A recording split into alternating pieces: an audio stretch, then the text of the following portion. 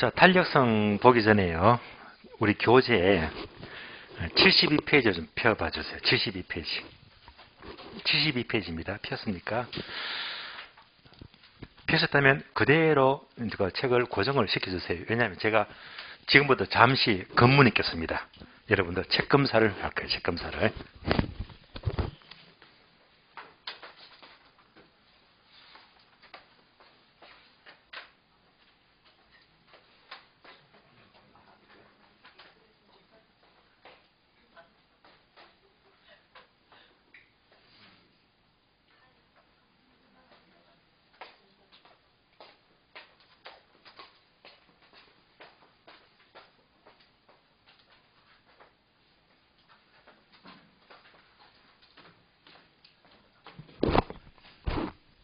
제가 책 검사하니까 마음이 좀 안 찔려요? 책에 손도 안 대세요. 그래서 지금 그 책이 문제가 한 페이지, 문제가 네 문제밖에 안 돼요. 복습하면 이건 풀어야 됩니다. 그런데 대부분 문제 손도 안 댔어요. 문제가 많은 것도 아닌데. 지금 책 검사하니까 문제 푸신 분이 딱 두 분요. 일단 푸신 두 분은요. 일단 합격권역을 통과하신 거예요. 아주 잘하시는 겁니다. 제가 이 얘기를 왜 하냐 하면요. 지금 1월달이잖아요. 1월달. 5월달 되면 질문 많이 들어옵니다. 저한테. 어떤 질문인가 하면요. 선생님, 저 강의 정말 열심히 듣고 열심히 공부했다고 생각하는데 모의고사만 보니까 점수가 개발세발 나온대. 점수가 맨날 35점, 40점, 40점 초반. 언제 50점 넘어 언제 합격할지 막막해진대요. 그 질문에 대한 답을 지금 미리 제가 백신을 놔드린 겁니다. 예방주사를 놔드리는 거예요. 왜? 지금부터 미리 알아버리면 그런 오류를 피해나갈 수 있고 합격이 가까워지거든요. 그러면 기왕 이제 책 검사를 했으니까 또 수요 공급 이제 여러분들 그래프도 공부했으니까 그래프를 한번 분석해 볼게요. 그래프로.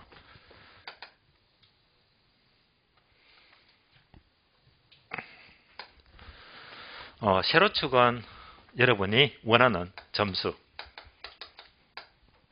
되고 가로축은 기간입니다.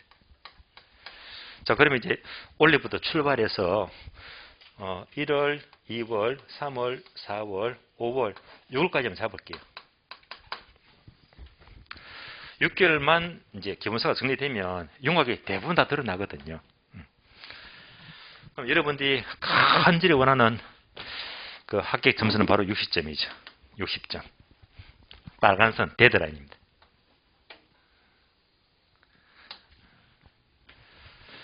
그럼 제가 가만히 지켜보니까 여러분은 분명히 공부를 처음 하시면 실력이 지금 제로잖아요. 여기 똑같은 조건에서 0에서 출발합니다. 근데 어떤 분은 6개월 지났더니 공부가 이렇게 돼 있는 거예요. 1번 케이스. 이미 6월 달에 60점 넘어갑니다. 예의시 합격입니다. 이런 분도 계세요. 이렇게 올라갑니다. 2번. 얘는 뭐냐. 60점은 모자라는데 50점은 넘어가요. 여기까지는 잘하신 겁니다. 그런데 가장 많은 분이 3번 이렇게 돼요. 공부는 했는데 50점도 안 나오고 40점에서 간당간당 왔다리 갔다리 합니다. 가장 많은 케이스가 10중 8구 80% 90%가 요걸 되면요 3번이 가장 많습니다. 공부를 잘못한 거예요. 그래서 뒤늦게 이제 5, 6개월 뒤에 3번이 돼버리면 여러분들 정말 힘들어지거든요. 그래서 가능한 3번은 되지 말고 1번, 2번만 된다면 합격은 문제가 없어요. 그럼 이제 어떻게 하면 1번이 될까요? 자, 1번은 뭐냐? 여러분들이 강의를 들었잖아요. 제가 늘 강조하는 거. 강의보다 꼭 복습을 하세요. 복습을 하세요. 복습을 하면서 복습 잘 하시라고 여러분들 집중하시라고 제가 힘들지만 강의 노트 매주 하나 만들어 드리고 있잖아요. 복습 잘 하시라고. 세 번째는 문제까지 푸세요. 선생님이 문제를 풀지 않더라도 여러분들이 하다못해 72페이지 책검사 했잖아요. 겨우 네 문제. 거쳐 못 풀만한 여러분 정성을 들여야 됩니다. 그래서 강의 듣고 복습하고 문제를 푸는 공부를 계속 한다면 6월 되면 뜨뜻합니다. 정말 행복합니다. 공부가 재미가 있어요. 2번 케이스도 잘하는 겁니다. 2번 케이스는 강의를 들어요. 복습을 해요. 그런데 문제를 안 풀어. 우리 시험은 문제를 잘 풀어야 돼요. 그러니까 문제를 안 풀면 공부를 잘하지만은 이보다 못해도 50점은 넘어갑니다. 그럼 복습이 중요한 거예요. 3번 케이스가 가장 많다고 했어요. 80% 90%입니다. 강의는 들어요. 복습을 안 해요. 문제도 안 풀어요. 강의만 들으면 맨날 사시점에서 왔다리 갔다리 합니다. 그래서 여러분들이 진심으로 합격을 원하신다면 3번은 배제하세요. 강의 듣는다고 잘하는 게 아니야. 복습을 해야 되고 문제 같으면 뭐 우리 기본서는 문제가 별로 안 돼요. 군데군데 지문 나와 지문도 문제니까. 또 제가 매주마다 기본 다지기 문제 내드리잖아요. 그것도 확인하시고 부전 든다면 기출 문제까지 확인, 기출 지문집, 빈출 지문집 있죠. 그거 보시면 정말 잘하시는 겁니다. 어쨌건 주어진 문제만 푸시면 실력은 쭉쭉 올라갑니다. 그래서 출발은 똑같은데요. 6월 되면 확연히 차이가 나요. 확연히. 그래서 저는 분명히 1번, 2번 언 되세요. 이렇게만 공부하신다면 실강을 들었나 올랭강이 들었나 똑같습니다. 점수 나오는 거는. 결코 3번은 되지 말이 말입니다. 아시겠죠? 그래서 당장 오늘부터 1번, 2번 케이스만 하시면 안전하게 합격은 문제없이 할 수가 있다는 말입니다. 아직까지 그러지 못했다면 당장 오늘부터 필히 복습하시고 가능한 문제가 많지가 않아요. 문제까지 풀어주신다면 여러분들은 능히 동차합격 부담 없이 올라갈 수가 있습니다. 기왕이면 저는 1번까지 땡겨버리세요. 문제가 없습니다. 한 가지 여쭤볼게요. 물어볼게요. 우리 공인모에서는 1번, 2번, 3호에서 몇 번 학생을 최고로 좋아할까요? 3번요. 자꾸 재수하고 삼수하고 사수하라고요. 절대 아닙니다. 저희 공인모 취지도요. 1번을 최고로 좋아합니다. 학원에서도 공인모에서도 1번을 좋아해요. 왜 그런 줄 아세요? 3번 애가 자꾸 떨어지잖아요. 떨어지면 기웃기웃거립니다. 여기 들렀다가 저기 들렀다가 딴 사이트 들렀다가 계속 헤매거든요. 그러면 여기서 떨어져 버리면 저희 학원 욕만 해버리지. 그렇잖아요. 그러니까 1번처럼 딱 합격해버리면 공인모 지기더라 그냥. 끝내주더라. 입소문 막 데리고 옵니다 그냥. 학원이 잘 되는 것도 여러분이 잘 되는 것도 전체가 잘 되는 게 바로 1번이거든요. 1번. 그래서 가능한 1번처럼 하시고 1번이 안 된다면 2번까지는 하시는 게 가장 좋은 공부가 돼요. 특히 올해는 공부하시는 분들이 3번이 너무 많더라고요. 제가 책검사 안 해도 다 알고 있거든요. 왜 강의를 오래 하니까 그 경험치가 쌓여가지고 알고 있거든요. 그러니까 5월 달에 이런 경우를 당해버리면 때가 늦어요.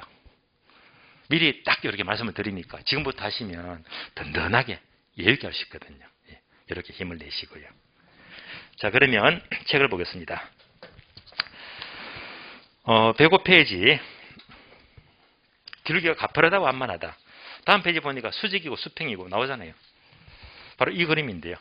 얘가 바로 기울기와 탄력성과의 관계를 말하고 그러면 이제 강의 노트 보니까 무조건 뭐라고 했죠? 역수. 무조건 반대해서 가세요. 한번 볼까요? 기울기가 크다. 이거잖아요. 크잖아요. 얘가 뭐지?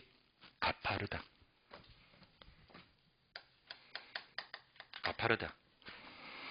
가파르면 반대로 탄력성은 작아요. 작으면 요거지 비탄력적.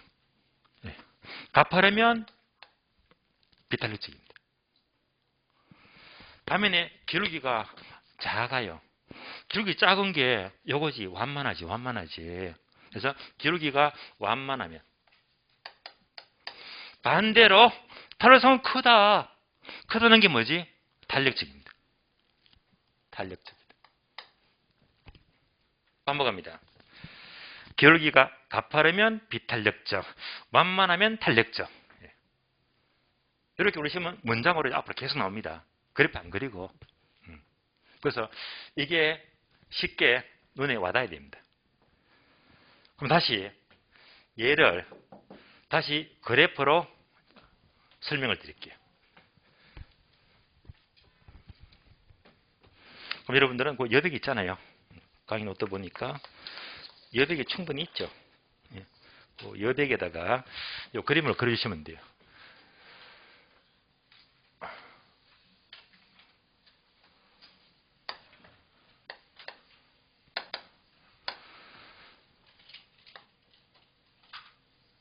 D1 수유곡선, D2 수유곡선입니다. 기울기가 다르잖아요. 기울기가 다르다는 것은 탄력성이 달라진다는 말입니다. 그러면 얘가 기울기가 크잖아. 크니까 기울기가 가파르다라고 하고요. 가파르다. 가파르면 똑같은 말로 비탄력적입니다. 기울기가 가파르면 비탄력적. 얘는 기울기 작죠. 완만하잖아요. 기울기가 완만하면 탄력적이다. 그래프 봤습니다. 기울기가 가파르면 비탄력적, 완만하면 탄력적. 자꾸 헷갈려요. 여러분들이 수업 듣고 이제 7층이잖아요. 오늘 수업 다 듣고 엘리베이터 타고 1층 딱 내려서 문 딱 열면 찬바람이 훅 들어오잖아요.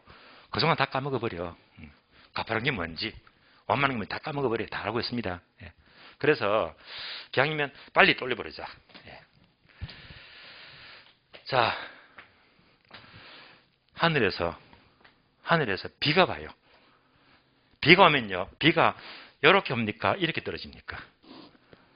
하늘에서 비가 이렇게 떨어지지요. 그래서 하늘에서 떨어지는 비탄력적입니다.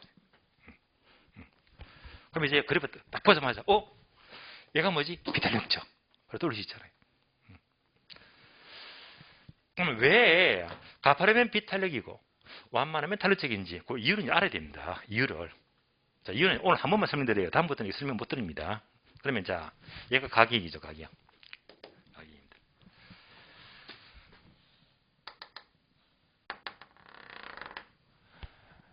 백화점에서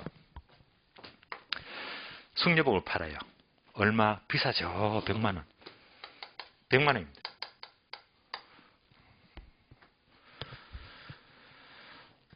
그러면 100만 원 비싸요. 그러면 아이쇼핑만 했다가 기다리잖아요. 세일할 때까지. 기다리죠.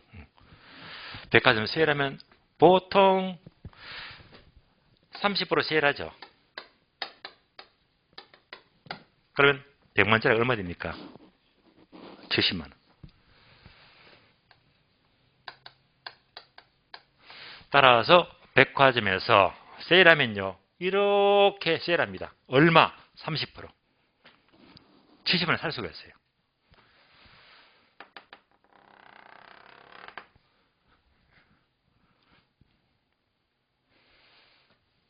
그러면 백화점 세일했다. 얘가 뭡니까? 가격 변화. 충격을 줬잖아요. 충격을 주니까 다음에 반응이 있지. 여러분이 잘 아시잖아요. 백화점 세일 첫날 반응이 커요? 작아요? 주차가 안 된다고 했지. 한번 보세요. 자, 똑같이 이렇게 세일하고 세일했습니다. 똑같이 세일했어요. 근데 세일 첫날 반응은요. 얘는 이따만큼 커. 이게 백화점 분위기입니다. 30% 세일했더니 엄청나게 많은 사람이 이만큼 사러 오더라. 충격보다 반응이 크잖아요. 그러니까 기울기가 완만해지는 거예요. 반응이 큰 것은 완만한 경우입니다. 다음에 가파르다. 얘는요. 똑같이 30% 세일했는데 반응이 시큰둥해요. 반응이 적지. 이러면 반응이 적다. 비탄력적입니다.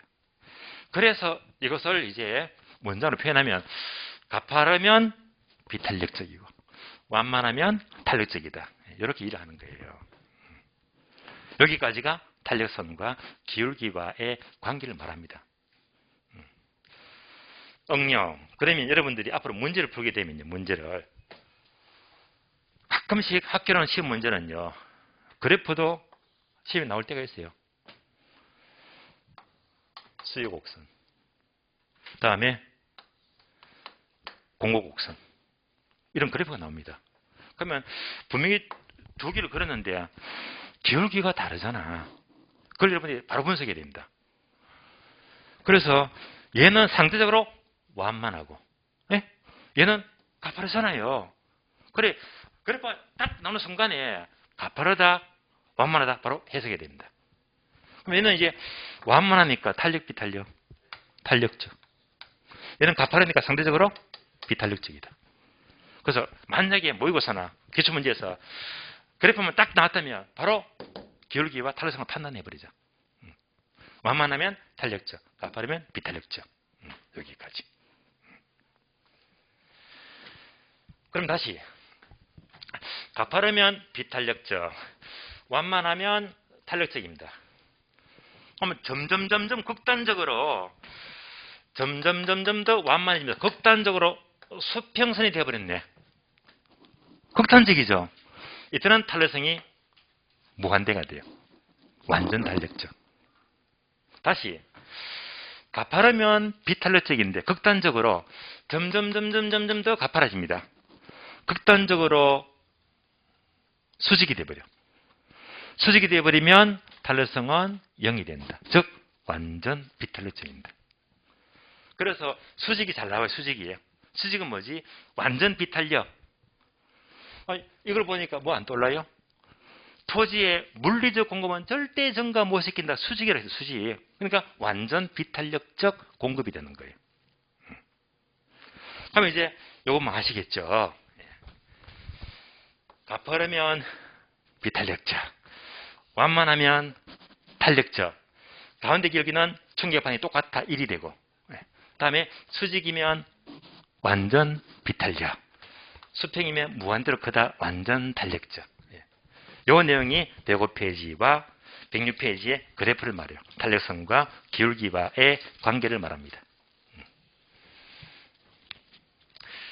이어서 괄호 4번. 부동산 수익의 가격 탄력성 특징. 자, 특징으로도 표현하지만은요. 얘가 바로 이겁니다. 이제 괄호 2번입니다. 탄력성을 움직이는 탄력성의 결정연입니다. 강의 노트 보시면 돼요. 그러면 탄력성을 움직이는 탄력성 결정 요인은 크게 두 가지다. 칠판 보시면 항상 1을 기준으로 1보다 크다 작다 두 가지입니다.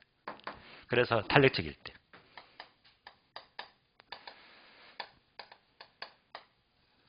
비탄력적일 때 두 가지입니다.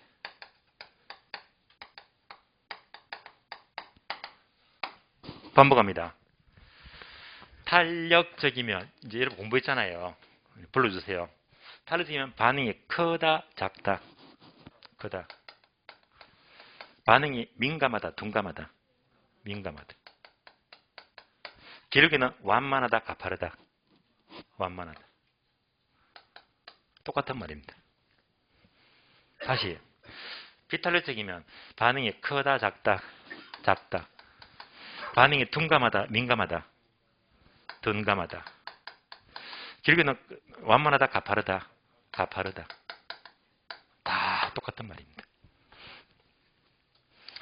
이렇게 탄력성이 탄력적이다 비탄력적이다 구분하는 게 크게 강의 노트는 5가지로 소개되어 있어요.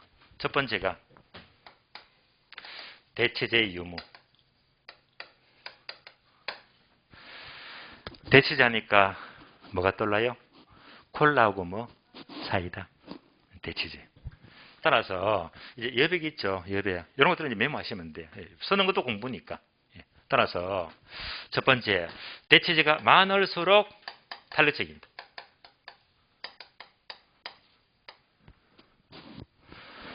반대로 대체제가 적을수록 비탄력적입니다. 시험이 잘 나와요? 그러면 대체재가 많다는 게 뭐냐? 편의점 가니까 특히 음료수 대체재 무척 많습니다. 콜라, 사이다, 환타, 포카리스, 밀키스 등등등 수도 없이 많습니다.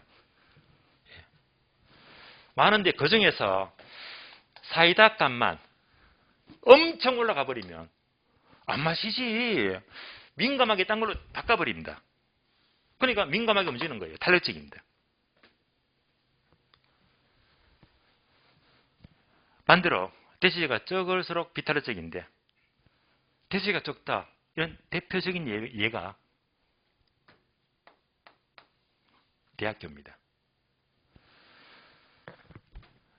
대학교, 학교 바꾸기가 쉽다 어렵다? 바꿀 수가 없어요. 대학교 바꾸려면 수능을 다시 치든지 편입시험을 쳐야 됩니다. 대체가 정말 어려워요. 그러니까 대학교는 대체자가 적기 때문에 함부로 바꿀 수가 없어요. 그러니까 움직임이 둔감하고 비탄력적입니다. 대체자가 적으면. 두 번째, 용도가 나와 있죠. 용도가 일반적으로 다양할수록 탄력적입니다. 용도가 다양하지 않고 제한받더라. 용도가 제한될수록 반응은 둔감하다, 비탄력적입니다. 그러면 이렇게 용도가 다양하다는 게 똑같은 말로 대치가 많다, 똑같은 말입니다. 용도가 제한받는 게 대치가 안 된다. 같은 의미로 보시면 돼요. 세 번째, 부동산의 종류가 나와요. 자, 부동산 종류하게 되면 크게 세 가지가 주상공 세 가지죠. 그래서 주거용 부동산이 있고 상업용, 공업용 부동산이 있습니다. 주상공. 그래서 주거용은 탄력적입니다. 왜냐하면요, 주거용은 대체재가 정말 많아요. 아파트 대신에 빌라, 연립주택, 다시주택, 다가구 주택 또는 도시형 생활주택, 전원주택 등등등등. 그래서 대체재가 많기 때문에 똑같은 말입니다. 그러니까 민감하게 움직입니다. 그러나 상업용, 공업용은 주거용에 비하면 상대적으로 대체가 어려워요. 그러니까 명동 한복판, 강남 한복판 얼마 좋은 상권입니까? 이런 건 대체가 잘 안 돼. 그러니까 움직임은 둔감합니다. 비탄력적입니다.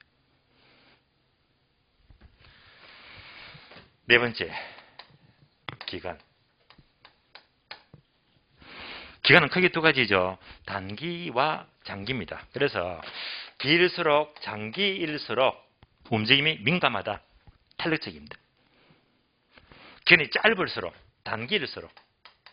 단기일수록 움직임은 둔감하다, 비탄력적입니다. 예를 들어 볼까요? 여기다가 주택을 넣어보자. 주택. 자, 주택을 지으려고 해요. 주택을 지으려고 한다. 주택 짓는데 하루 이틀 만에 집을 지을 수가 있다 없다? 못 짓지. 그러니까 하루 이틀 만에 단계는요, 주택 공급 움직임이 둔감하잖아요. 비탄력적입니다. 그러나 주택을 짓는데 장기 2년, 3년 주어지게 되면 주택을 100세대건 1000세대건 마음대로 늘릴 수 있잖아요. 민감하게. 공업을 늘릴 수가 있잖아요. 그러니까 민감하게 움직인다, 탄력적입니다.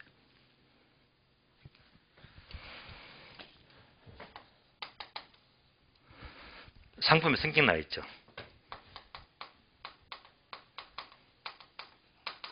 일반적으로 상품의 성격이 사치품.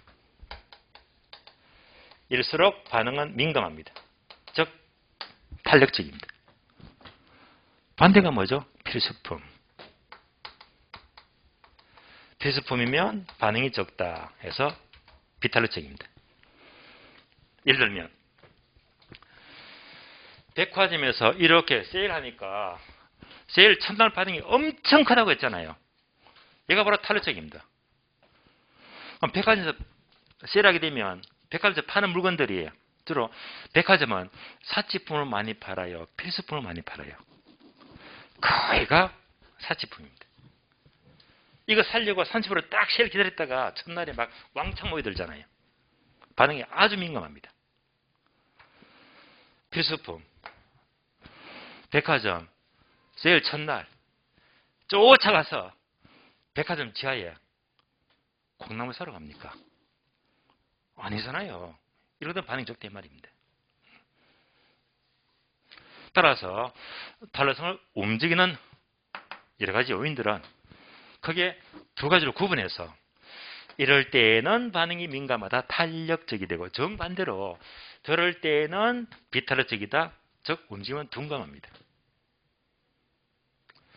그런데 우리 시험은요, 특히 가장 많이 묻는 것이 바로 부동산의 종류, 기간입니다. 종류가 아니고 기간.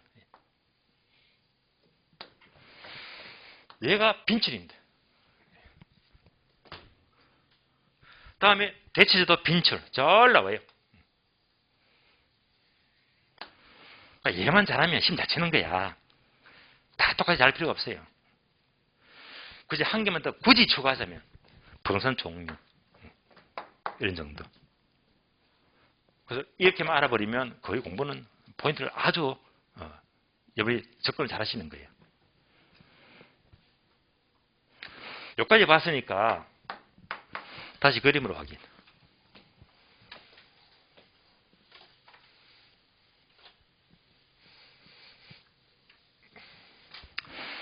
자, 자꾸 반복합니다. 불러주세요. 가파르면 탄력, 비탄력, 비탄력. 완만하면 탄력, 비탄력, 탄력적. 그러면 얘는요, 대체제가 많은 거다, 적은 거다. 대체제가 많을수록 탄력적. 얘는요, 대체제가 적을수록 이렇게 비탄력적입니다. 반응이 적어요. 기간 중요합니다. 얘는요, 장기입니까? 단기입니까? 장기죠. 장기면 탄력적이고 길기는 완만해집니다. 얘는 계열이 뭐가 되지? 단기. 단기이면 길기는 가파르고 비탄력적입니다. 특히 기간이 장기면 완만하고 단기면 비탄력적이다. 얘는요, 수요보다 공급에서 엄청 나옵니다. 그래서 장기 공급 곡선은 우상향이잖아요. 우상향. 완만하다. 얘가 장기가 되고요. 단기 공급은 가파르다. 얘가 단기가 돼요. 공급은 엄청 많이 나옵니다. 그래서 다시 우리 책을 보시면요. 100페이지. 100페이지 폈습니까? 가로 9번에 별표했죠. 단기, 장기, 감 잡히죠, 이제. 그래프 보니까 단기이면 가파르다, 밑으로 했잖아. 다음에 오른쪽, 장기이면 완만하다. 이미 공부되었잖아요. 얘가 빈출 지문입니다. 그래서 이제는 막연히 공부한 게 아니라 충분히 이해를 다 하신 거예요. 다시 오늘 지문 확인, 지문 봅니다. 자, 지문 볼까요? 지문 보시면 8번 자주 나오죠. 단기 공급 곡선은 단기, 장기에 비해서 경사도가 완만해요, 가파라요? 여기 잘 푸시네. 이제 가파르다 나왔잖아요. 여기까지 중요한 거예요. 잘 나오고. 다음 문장은 좀 생소합니다. 다음 문장은 이제 토지에 대체적 사용 가능성이나 용도 변경을 재는 부기가 많을수록 경사도가 가파르다, 완만하다. 얘는 뭐냐면요, 해석합니다. 토지에, 자, 지금부터 괄호를 묶어주세요. 대체적 사용 가능성이나 용도 변경까지 괄호를 묶어주고. 자, 그럼 볼까요? 대체적 사용, 대체제가 많으면 탄력, 비탄력. 탄력적이죠. 용도 변경이 다양하면 탄력적이잖아. 괄호를 묶는 게 탄력적입니다. 탄력적인데 이를 제한하는 부피가 많을수록 비탄력적이죠. 그러면 경사도는 가파르다, 비탄력적입니다. 자, 단기와 장기는 절대 틀리지 마시고 확실히 득점을 하세요. 자, 이어서 원래 페이지 봅니다. 원래 페이지 보시면 106페이지 보시면 제 맨 밑에 4번 부동산 수요의 가격 특징은요. 방금 설명드렸던 결정 요인을 말이에요. 그러면 동그라미 1번. 1번은요. 요겁니다. 주상공. 주거용은 탄력적. 상업용은 대체가 적다. 비탄력적이다. 그래서 박스 보게 되면 박스 있죠. 두 번째 줄 밑줄 하세요. 대체지수가 많을수록 탄력적 밑줄.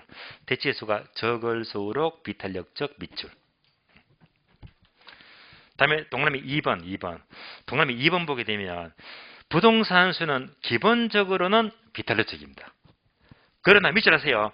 주거용 부동산은 상업용, 공용보다 대체재가 많은 편이므로 상대적으로 탄력적이다. 주거용은 탄력적이고 상업용, 공용은 상대적으로 비탄력적입니다. 3번 보게 되면 드디어 장기와 단기 박스 나와 있죠. 박스 문장을 밑줄 하세요. 장기면 땡땡 탄력적이고 기울기는 완만하고 단기면 비탄력적이다. 즉 기울기는 가파라집니다. 여기까지가 탄력성의 결정 요인들이었습니다. 그러면 한 장 넘겨서 108페이지. 5번요. 수요의 탄력성과 기업의 총수익과의 관계. 아래 보니까 복잡한 그래프가 나오고 오른쪽 보니까 또 복잡한 희한한 그래프가 나옵니다. 얘는 여러분들이 기본 과정에서 따라오기가 어려워서 이 파트는 얘는 총수입의 관계 얘는요 쉽게 이해할 수 있는 부분인데 얘는 지금으로서는 어렵습니다. 그래서 조금 고급 이론이 돼가지고 이 파트는 3월달에 제가 확실히 정리를 해드리겠습니다. 3월달에 보도록 하고요. 다음 페이지 110페이지 괄호 2번 소득 탄력성. 소득 하면 뭐 안 잡혀요?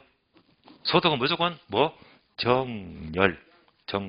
그래서 아래 보시면 1번 정상제도 보이고 동그라미 2번 열등제도 보여요. 그래서 3번 교차 탄력성 하니까 뭐죠? 다제와 대체제와 보완제 종류 그죠? 그래서 오른쪽 페이지 보니까 대체제도 나오고 보완제가 나와요. 이것도 제가 지난 시간에 탄력성 종류가 가격 탄력성, 소득 탄력성, 교차 탄력성 있다고 설명을 드렸잖아요. 다음 페이지 넘어가죠. 네모 3번 공급 탄력성. 공급은 우리 시험은 별로 안 나와요. 거의 안 나와요. 자, 세번 볼게요. 자, 우리가 지금 공부하는 것은 수요의 탄력성입니다. 수요 탄력성은 보세요. 가격 변화 충격을 주니까 그 결과 수요량이 변화를 보여요. 그럼 여기다가 공급 탄력성은 똑같이 가격 변화라는 충격을 주니까 얘만 싹 지우고요. 공급점만 싹 지어 넣어버립니다. 얘가 바로 공급 탄력성입니다. 종류도 이렇게 있고요. 이것도 다 똑같이 설명할 필요가 없잖아요. 따라서 공급 탄력성은 출제가 잘 안 될 뿐더러 수요를 공급으로 싹 바꿔서 여러분들이 이해하시면 돼요. 넘어갑니다. 116페이지. 제3절 부동산 시장의 균형가격입니다. 지금부터 균형가격 보겠습니다.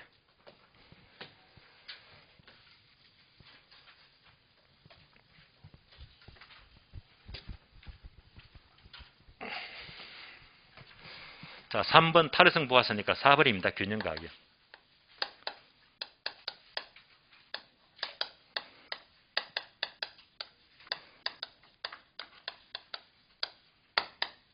균형가격 결정과 이동입니다.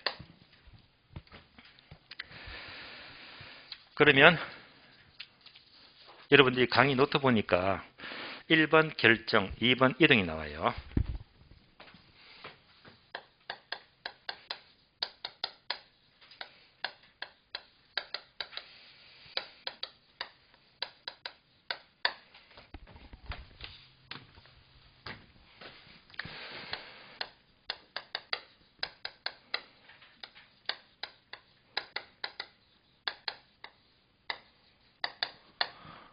균형가격 결정과 이동이 나와요.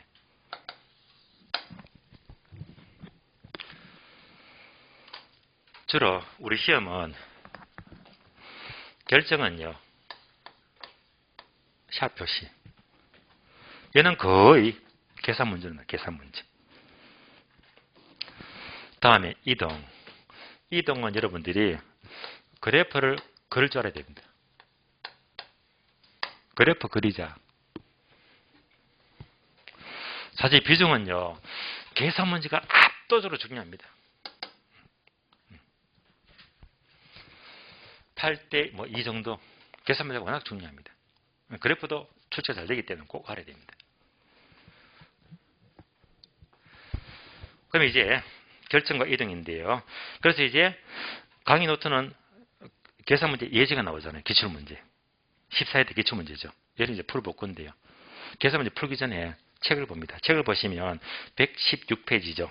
116페이지 보니까 바로 1번 균형가격 결정인데요. 균형가격, 균형량인데 박스 그래프 있죠. 이런 너무 쉬운 그래프라 옮겨봅니다.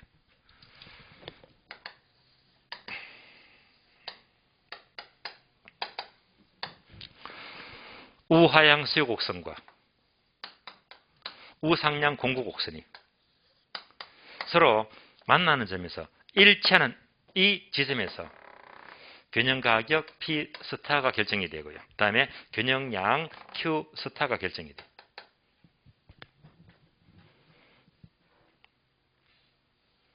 우리 책에서는 이제 균형가격을 P0, Q0 하지만 저는 이제 P 스타, Q 스타가 숙달이 되어서 이렇게 표현할 뿐인데 어쨌건 양자가 일치하는 점에서 균형가격과 양이 결정이 된대요. 더 말씀드릴 게 없어요. 여기서는 이제 결국 묻는 문제는 계산 문제밖에 안 나오지. 반드시 계산 문제는요. 여기서 대문자 Q가 붙어요. QD와 QS 대문자가 붙어요. 이 대문자 Q가 함수를 말해요. 그러니까 수요 함수, 공급 함수를 말해요. 그러면서 식을 쭉 주거든요. 식을. 그래서 이제 식을 주면서 계산 문제가 나온다면 결국 계산 문제도 똑같아요. 수요 함수와 공급 함수가 얘가 뭐죠? 이꼴 일치하지, 일치. 따라 푸는 포인트는 수요 함수 이꼴 공급 함수를 서로 일치만 시켜주면 답이 무조건 나옵니다. 그래서 바로 계산 문제를 보게 되면 자, 강의 노트에 예제 문제 있죠. 기출 문제 14회 나왔습니다. 아파트의 수요 함수는 P 이꼴 900-QD가 된다. 자, 수요 함수가 P 이꼴 900-QD가 되고요. 공급 함수는 P 이꼴 100 플러스 QS가 돼요. 공급 함수는 P 이꼴 100 플러스 QS다. 여기서 뭘 묻죠? 균형 가격은. 균형 가격이 묻습니다. 참고로 제가 첫 시간 때도 강조했지만은 요 계산 문제는요. 지금도 1월달부터 처음 강의 들으신 분이거나 동강을 듣더라도 1월달 수업 처음 듣게 되면 분명히 지난 과정, 입문 과정, 11월, 12월 강의를 안 들은 분이 많이 계시거든요. 그걸 다 들을 수는 없고 11월, 12월 과정이 있죠. 과정에서 18강, 19강입니다.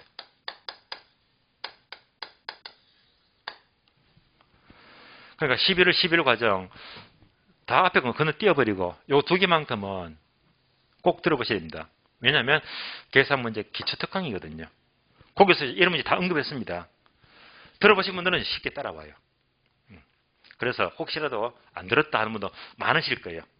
많으면 일단 반드시 11월, 12월 이 18과 19강 계산 문제 특강만큼은 일단 프린트 뽑으시고 바로 들으시면 됩니다. 그러면 이제 이미 언급했지만은 함수가 두 개 나오면 무조건 일치만 시켜주면 돼요. 근데 문제는요.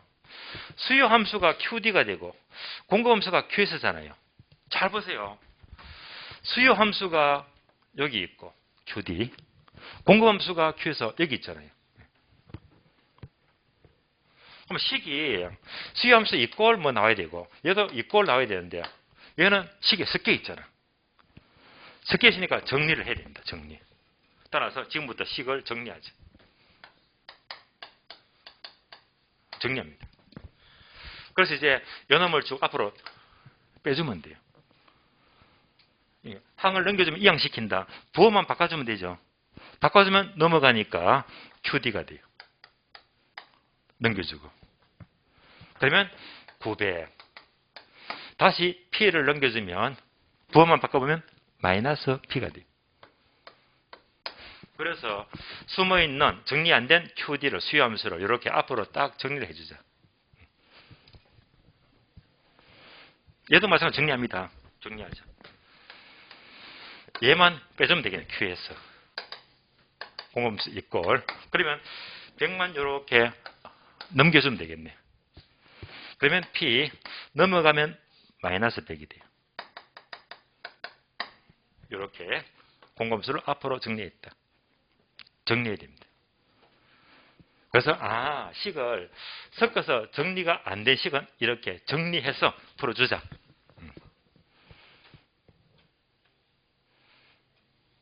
그럼 이제 푸는 포인트는 뭡니까? 양자를 일치시키자. 수요함수 이꼴 공급함수 이렇게 일치를 시켜주면 돼요. 일치. 수요함수가 900 마이너스 P가 됩니다. 이꼴 공급함수가 P 플러스 마이너스 100이 됩니다. 다 풀었네요. 자, P끼리 수작끼리 모아주면 되죠. 그럼 이제 P가 이렇게 넘어갑니다. 어떻게 되죠? 2P가 되고 마이너스 100이 넘어가면 플러스가 되죠. 합해서 1000 정리했습니다. 이항시켜주고요. 자, P 값은 얼마가 된다? 500이죠. 균형가격이 500이 나옵니다. 따라서 정답 3번이죠. 3번 500만 원 되고요.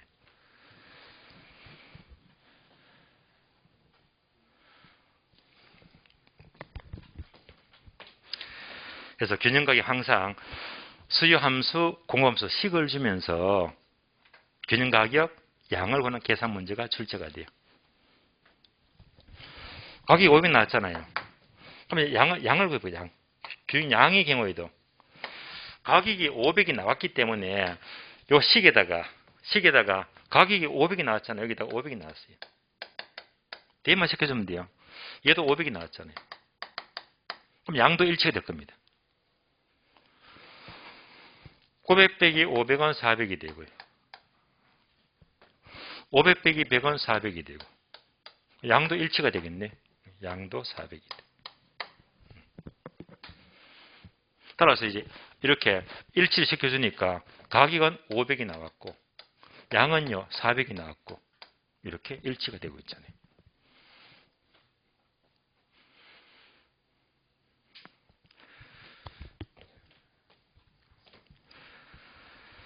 그래서 항상 균형을 묻는 문제는 계산 문제가 집중적으로 출제가 되고 있습니다. 다음에 교재 117페이지 네모 2번요. 균형가격과 거래량의 변화. 얘가 바로 이겁니다. 2번. 균형가격의 이동입니다. 지금부터는 이제 그래프를 그리자.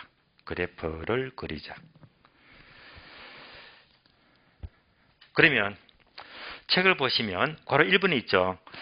수요와 공급이 각각 변하는 경우가 그래프가 4개 나와요. 여러분들은 그릴 필요가 없어요. 책 그대로 보시면 돼요.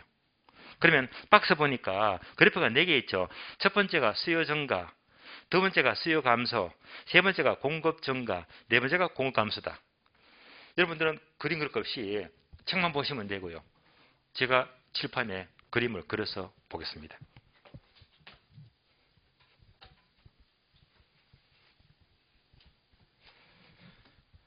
네 개죠.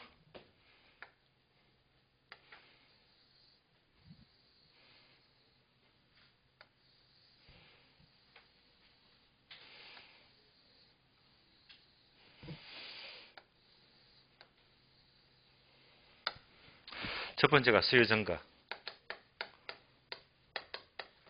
두 번째가 수요 감소, 세 번째가 공급 증가, 네 번째가 공급 감소입니다. 그러면 원래 균형이 있죠.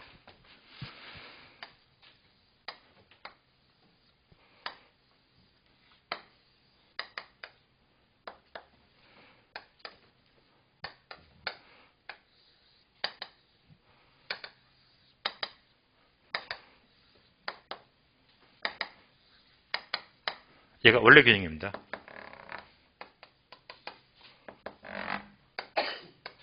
원래 균형.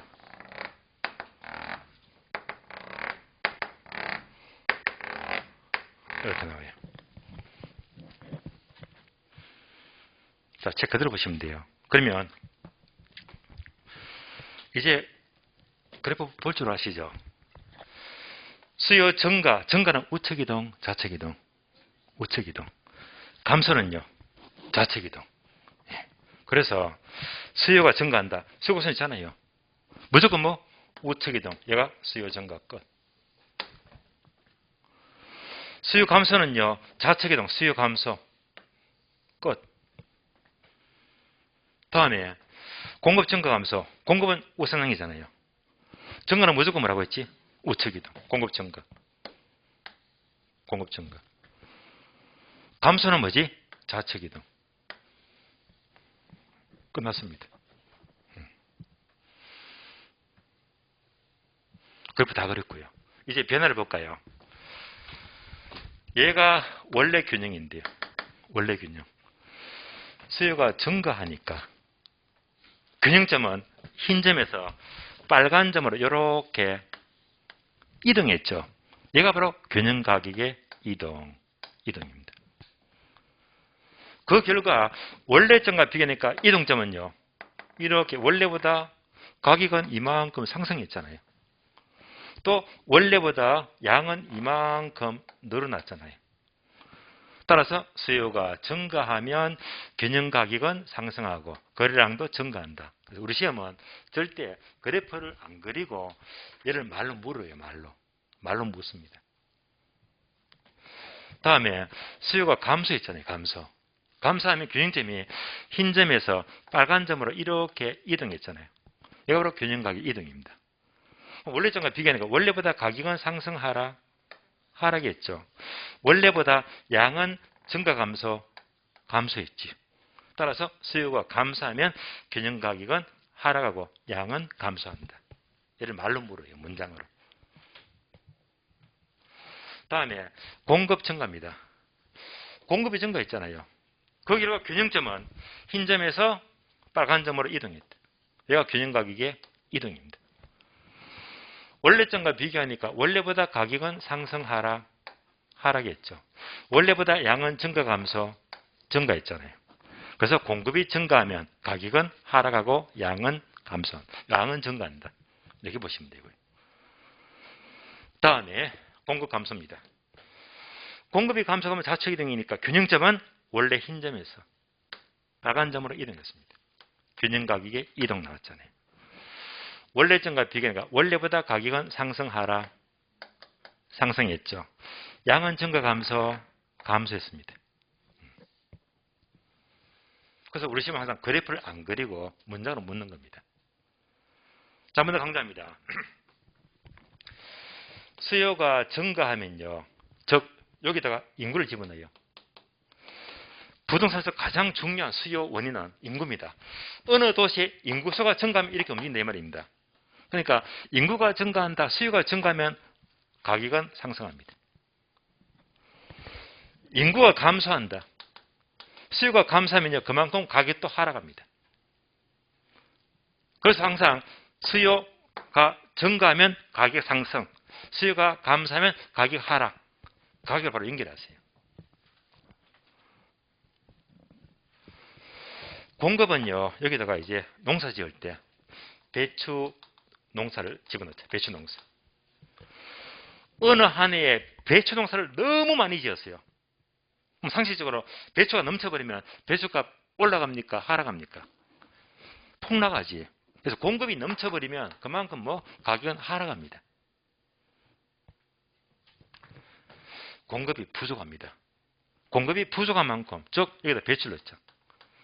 배추가 품귀 현상입니다. 그러면 배추값 이만큼 올라가잖아요. 그래서 결론, 수요와 공급에 따라서 어떻게 가격이 오르고 내리느냐, 얘가 아주 자연스럽게 매끄럽게 나와야 됩니다. 한 번 더 반복하자면, 수요가 증가하면 가격 오르고, 수요가 감소하면 가격 내리고, 공급이 넘치면 가격 내리고, 공급이 부족하면 가격 오른다. 그래서 이런 재료들을 여러분들이 TV 뉴스를 보셔요. 뉴스를 봐요. 정부가 정책을 발표합니다. 그 정책이 수요가 증가하는 포인트 뉴스라면 앞으로 오르겠구나 예상을 해야 되고, 이 뉴스가 정부가 규제하더라 그러면 수요가 감소하거든요. 그러면 가격 내리겠네. 이래서 수시로 판단해야 됩니다. 공급도 마찬가지로 정책이 공급을 증가시키는 정책이면 가격 내리겠네. 공급이 부족하면 가격 오르겠대 말입니다.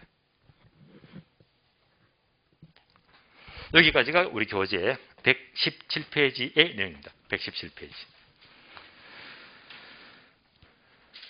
다음에 한 장 넘겨서 119페이지입니다. 자, 119페이지 보시면 되게 복잡해요. 지금 볼까요? 칠판 그림 보게 되면 빨간 선이 한 개만 움직였죠. 한 개만 움직이잖아요. 119페이지는 둘 다 움직여.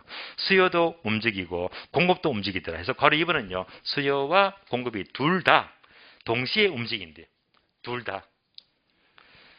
그래서 이제 괄호 2번 보게 되면 수요 증가, 공급 증가.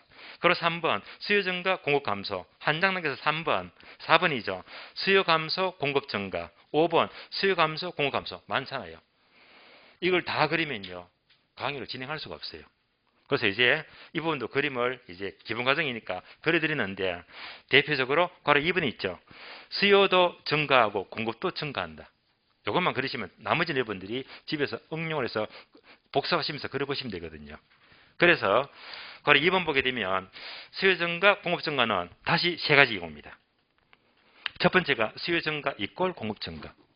두 번째는요. 수요 증가가 공급 증가보다 크대요. 세 번째는 수요 증가가 작대요. 이 세 가지를 여러분 책 그대로 보시면 돼요. 따라 그리지 말고 책 보시면 되니까 제가 한 번 더 그려보겠습니다.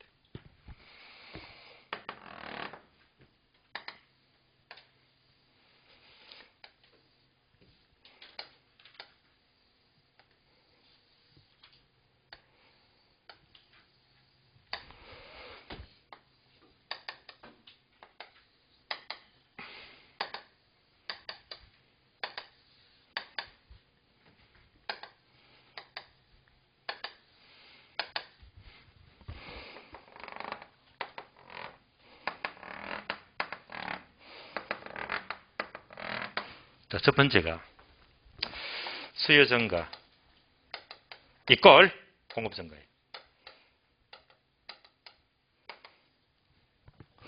두 번째가 수요 증가가 공급 증가보다 크대요. 세 번째는 수요 증가가 공급 증가보다 작대요. 세 가지 이유. 지금 둘 다 움직여요. 둘 다 그림을 그려야 됩니다. 처음에는 이대로는 좀 여러분들이 그림 그리는 게 쉬운 게 아니니까 여기다가 숫자를 넣어주면 좋아요. 수요가 500개 증가했고 공급도 500개 증가했대요. 똑같잖아요. 500, 500. 그리고 그림 그리면 돼요. 수요가 증가했죠. 우측 이동 이렇게. 500개 증가했대. 공급도 증가했죠. 500개 우측 이동.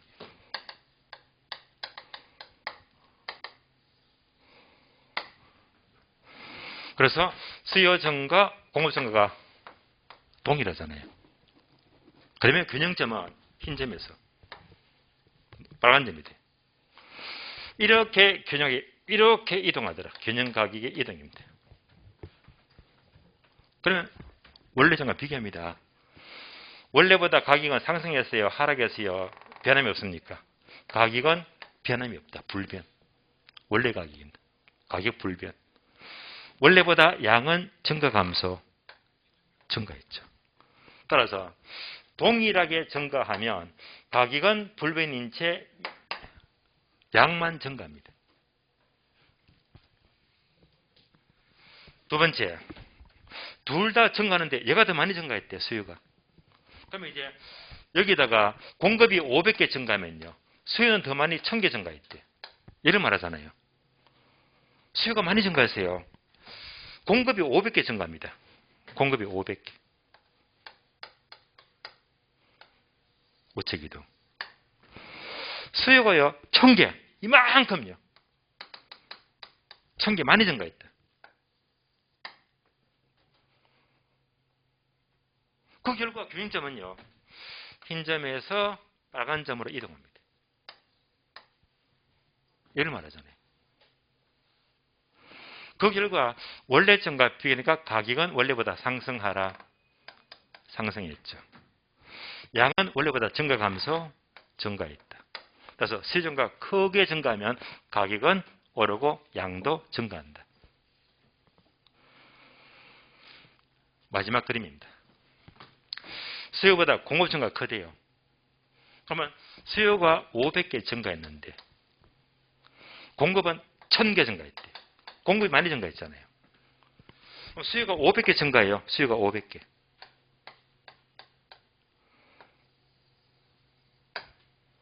공급은 1000개 많이 증가합니다.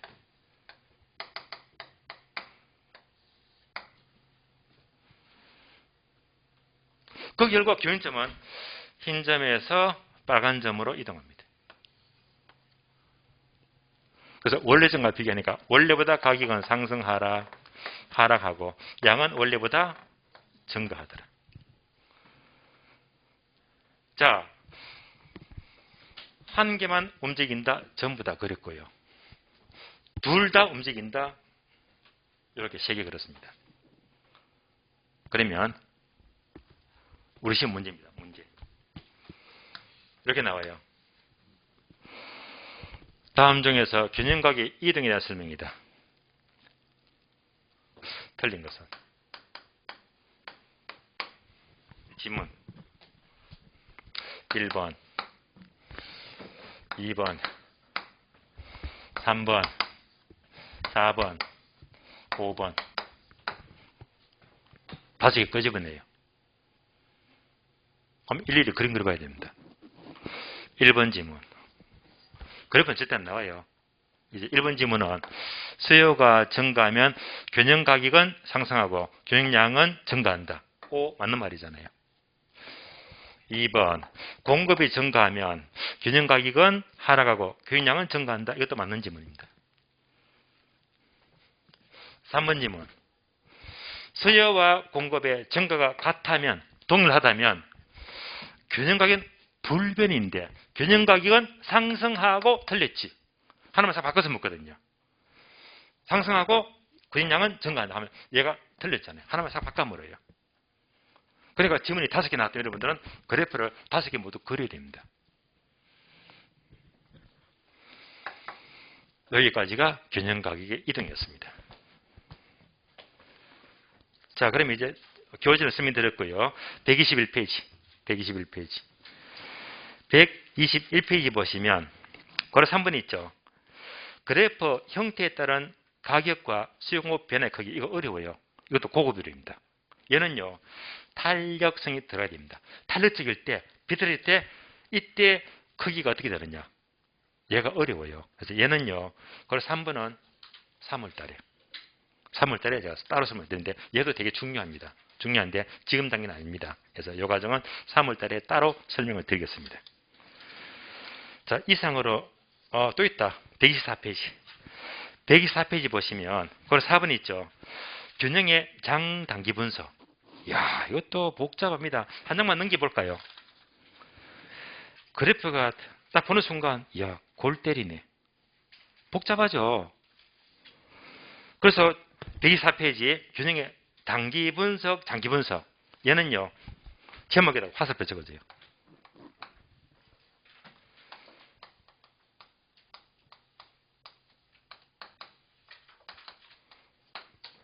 자, 가로 4번. 균형의 장, 단기 분석은 화살표, 지역, 지그재, 효과 적어주세요. 얘는요, 나중에 여러분들이 부동산 정책에서 지역지구제를 공부하게 되면 지역지구제 단기효과, 장기효과 나오거든요. 그때 들어가는 그래프입니다. 진짜 복잡해요. 복잡한데 얘도 여러분들이 한참 뒤에 공부해야 됩니다. 그래서 이 과정도 제가 3월 달에 설명하고 5월 달에 설명하고 계속 이제 단계를 높여갈 거예요. 그래서 이 과정도 되게 고급 파트, 어려운 파트거든요. 이렇게 보도록 하고요. 이상으로 수업 마치겠고요. 자, 쉬었다가 다음 시간은요, 128페이지 제4절 부동산 경기면동으로 넘어가겠습니다. 쉬겠습니다.